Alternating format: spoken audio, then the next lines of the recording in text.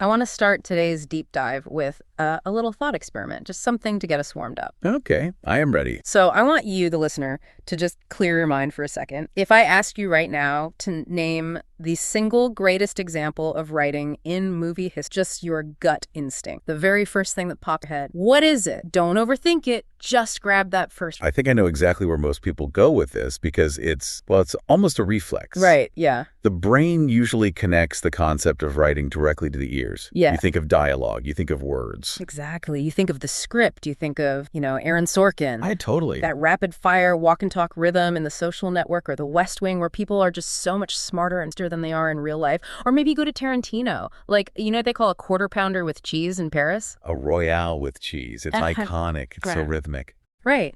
Or maybe you go for the big dramatic speeches. Right. Jack Nicholson in A Few Good Men. The courtroom is completely silent. The tension is sky high. And he just screams, "You want answer. I want the truth." You can't handle the truth. Yeah, it's one of the most famous lines in cinema. It really is. And because those lines are so burned into our collective consciousness, we naturally assume that this is what writing actually is. We think it's the script, it's the black ink on the white page that the actors memorize and recite, it's the wit, the banter, the monologue. Yeah. But here is where we need to pivot for this deep dive, because the material we're looking at today suggests that this definition is actually, it's incomplete. I'd go a step further and say it's highly misleading. If you only look at dialogue, you're missing half the picture, literally. Mm-hmm. The core thesis we are exploring today is that some of the absolute best writing in the history of cinema, the kind that defines a character's soul, the kind that breaks your heart and puts it back together, has absolutely zero dialogue. Zero. No speeches, no witty banter, just pure visual information. We often conflate writing with talking, but in a visual medium like film, writing is really about structure. It's about character, motivation, and emotion. And sometimes the most powerful way to convey those things is to just shut the characters up and let the image do the work. It's about the white space. So that is our mission today. We are going to strip away the dialogue. We are going to look at how master filmmakers tell us everything we need to know about history, psychology, and heartbreak without single word. And we have a serious stack of case studies to get through. We really do. We're looking at Pixar's heavy hitters, Up and Wall-E. We're looking at the chaos of Studio Ghibli's Ponyo. And we're looking at the animated classic, The Iron Giant. And we aren't just going to recap these scenes. We're going to analyze them using specific tools so that you, the listener, can start seeing these films differently. We're going to break down ambient storytelling. We're going to use a character framework we call the 3 M's. And we're going to do a massive deep dive into symbolism. I love this. It feels like we're learning to read a secret language that we've been watching for years but never actually learned the grammar for. But before we get into the specific movies, we have to address the elephant in the room, the golden rule of screenwriting. Ah, yes. Show, don't tell. It's the cliche everyone learns in Creative Writing 101, or even just high school English. But I feel like people say it without actually knowing what it means mechanically. Like, we say it all the time, but do we understand the actual mechanism? Completely. It has just become a buzzword. But mechanically, show, don't tell is really about respect. It is about respecting the audience's intelligence. It's the writer trusting that if they present the right visual cues, call them visual A and visual B, the viewer is smart enough to deduce conclusion C without being explicitly told. And that deduction process is key, right? Because when I figure it out myself, I own that information. It sticks in my brain different. Precise. If a narrator tells you the character was sad, you process that as data. It's just information. But if you see the character staring at an empty chair and you notice the dust on the table and you deduce they are lonely, you feel it as an emotion. You are participating in the storytelling, not just passively consuming it. You become a co-author of the experience. So let's see this in action. We're going to start big. We're going to start with the world itself. This is what we call ambient storytelling. And there is probably no better example of this than the opening sequence of Pixar's WALL-E. It is a perfect starting point because the movie famously has almost no dialogue for the first, 30 minutes? It was practically a silent film. Something like that, yeah.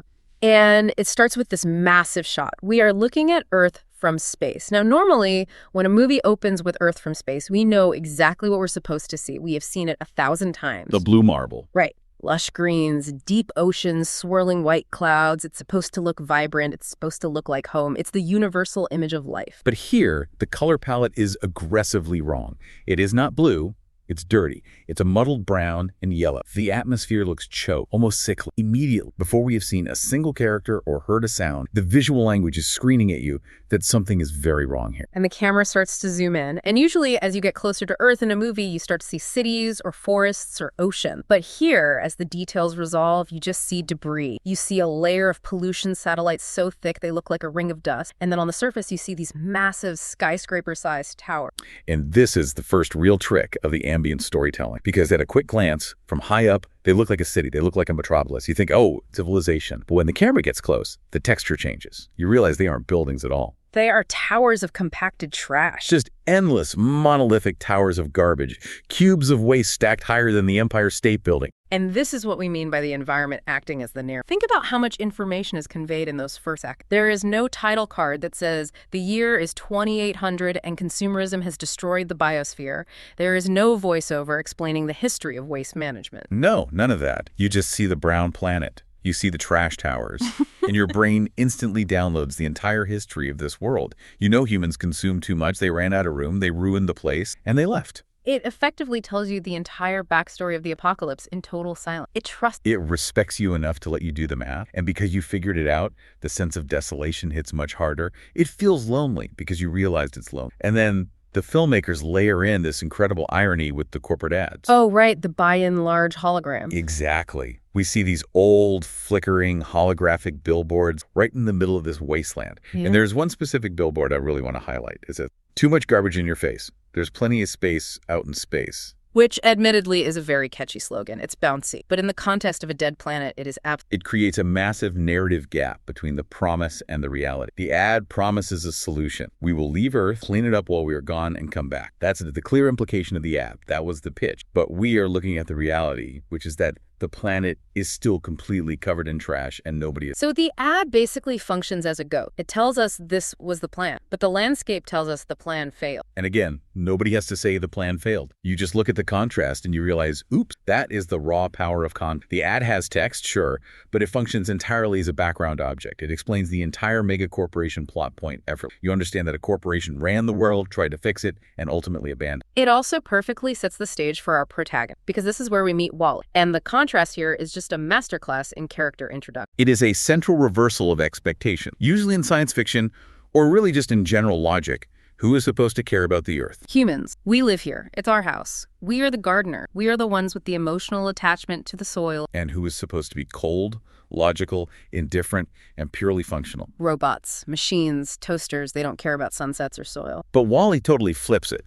The ambient storytelling tells us the humans were callous, they trashed the place and they left. They are the neglectful one. They treated the Earth like a disposable cup. And then we see this little rusty box, Wall-E. And he isn't checking a watch. He isn't slacking off. He is diligent. He is valiant. He is stacking this trash, doing his job, working against literally impossible odds. Amidst this absolute desolation, he's the only thing creating order. The visual of him neatly stacking a cube of trash in a landscape of pure chaos immediately establishes him as the hero. We root for him before we even know his name, simply because of how he interacts with the ambient background. He's trying to fix what we broke. It's really interesting because if you just described his job, he is a trash compactor. That sounds boring. It sounds industrial. But visually, seeing him as this tiny yellow speck against the huge brown dead sky makes him look like a warrior. A lonely warrior. Which perfectly segues us into the next level of this deep dive. We've looked at the world and how the background tells the story. Now let's look at the character himself. You mentioned this framework earlier, the 3 MIM. Right, 3 MIMs. Walk us through this because this feels like a tool that our listeners could actually use when they're watching home. Absolutely. It's a highly useful tool for analyzing silent characterization. If you want to understand who a character is without them speaking, you look for 3 things: mannerism, mentality, and motivation. And the key here is that they flow into each other like a waterfall. They are deeply connected. Okay, let's unpack these one by one. First, mannerism. This is the surface level. This is the what. How does the character behave physically? Do they slouch? Do they twitch? Are their movements graceful and fluid? Or are they clumsy and jagged? It is strictly the physical data. Got it. So mannerisms are the things we can literally see with our eye. The tics, the habits, the posture. Exactly. Second is mentality. This flows directly from the mannerisms. This is the how. How do they think? What is their personality type? If a character twitches and looks around constantly, which is the mannerism, the mentality is likely anxious or paranoid. If they walk with their chest out and chin up, the mentality is confident or arrogant. So mannerisms reveal the mentality. We use the body to decode the brain. Exactly right. And finally, the deepest level is motivation. This is the engine of the story. This is the why. What do they want? And in great writing, the mannerisms reveal the mentality, which ultimately reveals the motivation. Okay, let's apply this to Wally. Because for a robot that basically just says his own name and occasionally Eve, he has a wildly complex personality. Let's look at his mannerisms. So think about the scene where he returns to his shelter after a long day of work. A standard robot would power down, go into sleep mode to conserve energy. But Wally doesn't do that at all. He starts sorting through his treasures. To cooler. He has that little igloo cooler full of knickknacks he found in the trash. Yeah, look at what he collects. A Zippo lighter, a Rubik's Cube, spork. The spork bit is classic. He looks at his spoon collection, looks at his fork collection, picks up the spork, looks back and forth, and just has a little existential crisis about where to file. That moment is pure mannerism. He is categorizing, he is sorting, but what does it actually tell us about his mentality? It tells us he's curious, he is fascinated by mundane things, he sees value in things that humans just threw away. And that he is whimsical. That is the key word here. Robots are designed for strict efficiency. Collecting useless garbage is inefficient. Fretting over where to place a spork is highly inefficient. But Wally does it because he finds it interesting. He's silly. He is frivolous. He's acting well, he's acting human. More human than the humans we actually later in the film. Precisely. And then we have the Hello Dolly scene. This is the absolute linchpin. He puts on this old VHS tape of the musical. And he watches the dancers, and he grabs a trash can lid. And he uses it as a hat. He tips it. That mannerism, the mimicry, the playfulness, the dancing, it reinforces the mentality that he is unique. He isn't a standard unit. He has a soul, for lack of a better word. He appreciates art. He isn't just surviving. He is living. And then we see his interaction with the cockroach. This is huge for the mentality. A robot shouldn't care about a bug. A bug is biological waste. It serves absolutely no function for trash compaction. But Wally is gentle. He waits for the cockroach. He ensures it's safe. That mannerism reveals a mentality of kindness and consideration. So we have a whimsical, kind, curious robot. That is the mentality. How do we get to motivation? Because usually a robot's motivation is just follow program. We find his true motivation when we watch his reaction to the love scene. He sees the couple holding hands on the screen. The song is playing. It only takes a moment. And he looks at his own, which are just these rusty metal pinchers. And he clasps them together. He interlocks his own metal fingers. Man, that gesture, it kills me every single time. The mannerism is clasping his hand. The mentality is lonely, but the motivation crystal clear. He wants connect. He wants love. And this is all established before the other robot, Eve, even shows up. We know his motivation isn't to clean the earth. That's just his day job. His motivation is to find someone to hold hands. And that is exactly why we care. If his motivation was just programming, we wouldn't cry. But because the visuals, the eyes, the hands, the posture have established a motivation of deep longing, we are heavily invested. We want him to find that hand to hold. It's amazing how much heavy lifting a simple hand clasp can do. It transforms him from a literal appliance tag. That is the 3 M's in action, and it works for all kinds of characters. Let's pivot to another character who doesn't say much but just screams personality. Let's look at Ponyo.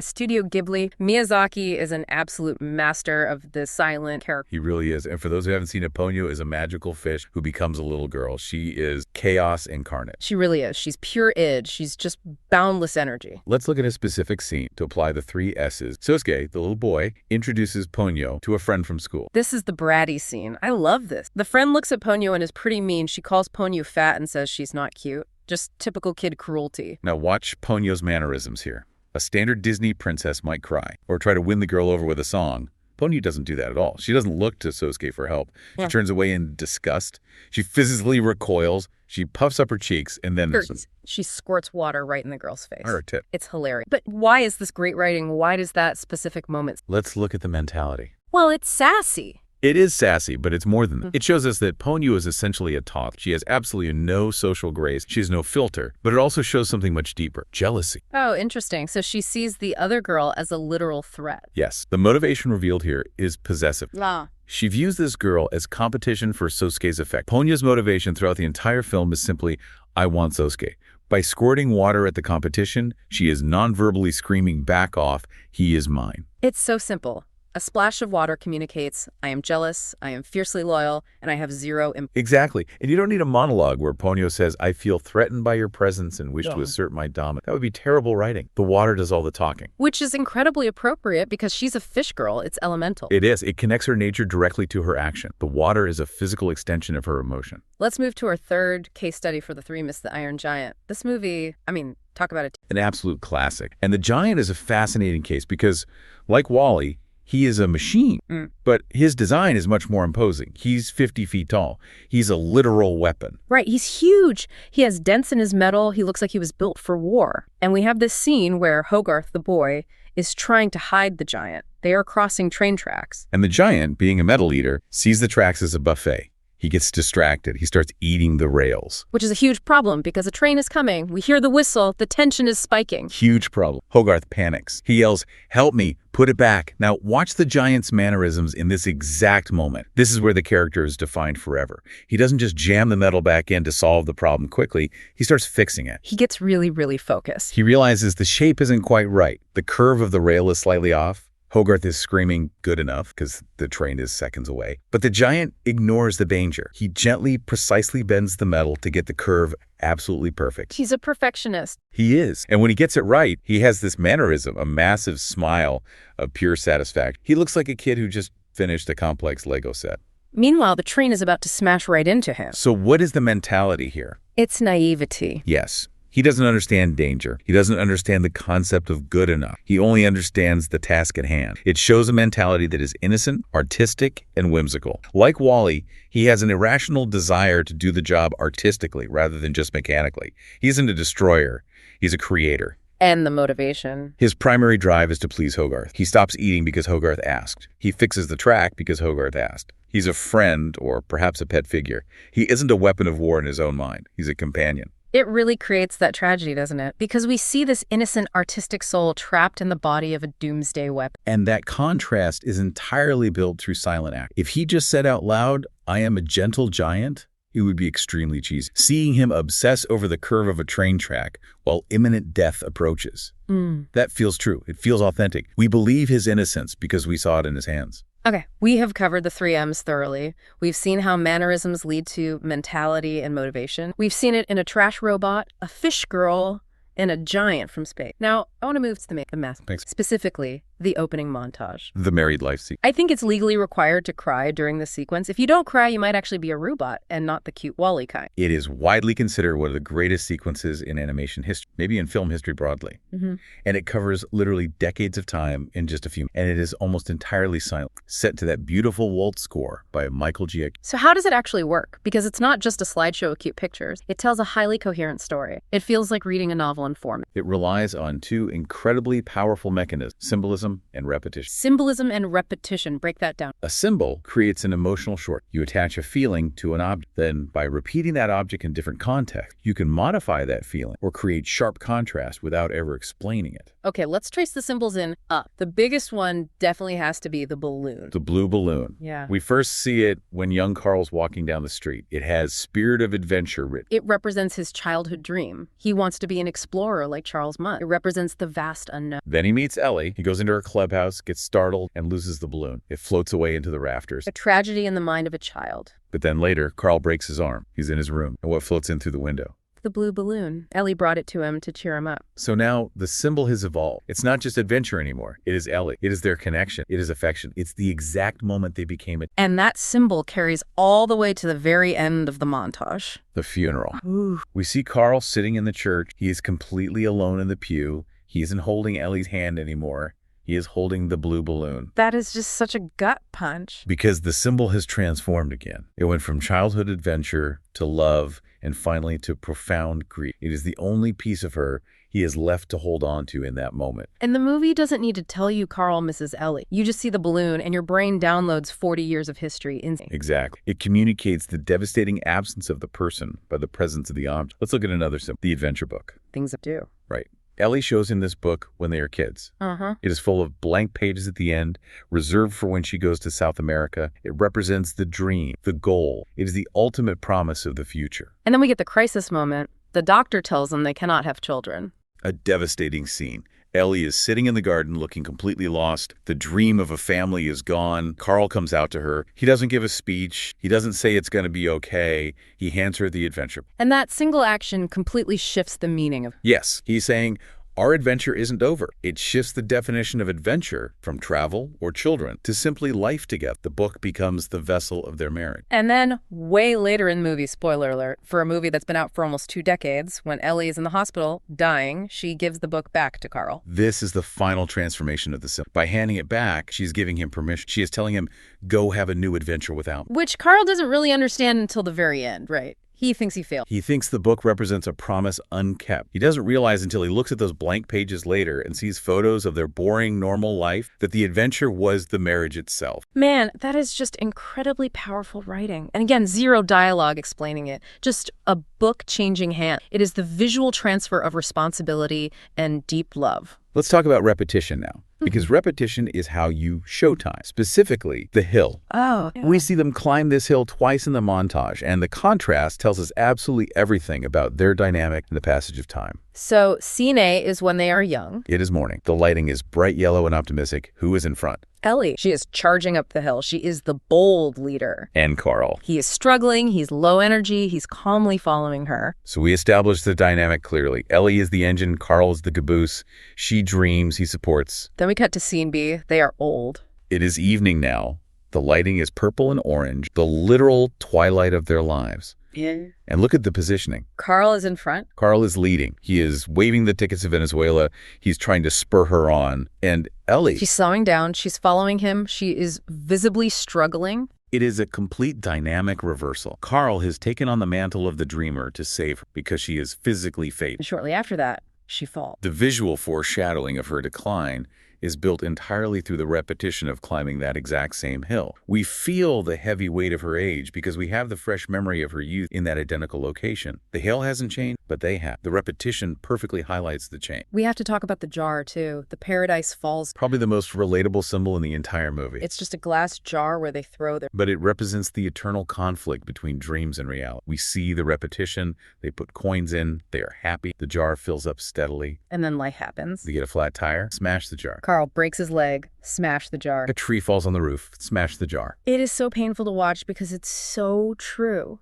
It's the story of every adult life. You have a plan, and then the roof, you have a plan, and then the car breaks down. And eventually we see the jar shunted off to the side. It is sitting on a dusty shelf. They stop looking at it altogether. It represents the dream just being buried. They accepted that it simply wasn't going to happen. And that specific visual of the dusty jar tells you more about their resignation than any argument could. It shows the quiet tragedy of simply running out of time and money. Very adult fear. Perfectly portrayed. There's one more visual trick in that montage that I note. The ties and the clouds. Ah, yes. The ties are a brilliant way to show time passing without using a lazy calendar flipping effect. We just see Ellie's hands tying Carl's ties. Different patterns, different widths, wider lapels as the decades shift. It's a rapid-fire history of fashion, but it also heavily shows intimacy. It shows that she sent him off to work every single day. It is a daily ritual of love. It puts the viewer directly in her perspective, looking right at him. And the clouds. The clouds are the conversation about family. Initially, they are lying on the grass. Ellie sees fun shapes, an elephant, a turtle. Carl just watches. Again, she's the imagination. But then, Carl points. He sees a cloud that looks exactly like a baby. And Ellie just lights up. That visual cue seamlessly transitions the story into their deep desire for a family. They never say, let's have a baby. Carl just points at a baby-shaped cloud, and the audience understands the monumental shift in their life goals. And then finally, the montage ends, the aftermath. The visual context here is completely devastating. Carl returns home directly from the funeral. The house used to be so vibrant and colorful. Now it feels gray. It is heavily shadowed. The lighting has been intentionally desaturated. And that final image of the segment, Carl walking inside and just closing the door. He is closing himself off from the world. He is clinging to the memory of Ellie, which is represented by the house itself. The silence in that moment is louder than any scream. It really is a masterclass. You have Wally telling us the massive history of Earth draft towers. You have Ponyo telling us about Jealous' quick water squirt. You have the Iron Giant showing us pure innocence by fixing a train track. And Up breaking our heart. All without a single line of dialogue. So let's zoom out here. What does this all mean for us? Why does this actually matter? I think it matters because in a world of constant information overload, where everyone is shouting and tweeting and talking nonstop, we often forget that action speaks louder. It's the old cliche, but it's entirely. We trust what we see much more than what we hear. Yeah. If a character says, I am a nice guy, but he kicks a dog, we firmly believe the kick. Right. Visuals are primal, words are secondary. These films lean heavily into that truth. They use the three MEMS, mannerisms, mentality, motivation, to build characters that feel remarkably authentic because their actions define them, not their words. And for you, the listener, whether you are a writer or just someone who loves watching movies or even just interacting with people in real life looking for the 3 M's is kind of a superpower. It truly is. Stop listening to what people say they want and closely watch what they actually do. Watch their mannerisms. It tells you the honest truth about their mentality and their motivation. I want to leave everyone with a little challenge, a provocation, if you will. I love this experiment. Take your favorite movie, one you know really, really well. Maybe it's The Godfather, maybe it's Die Hard. Put it on and turn the sound completely off. Muted entirely. No subtitles either.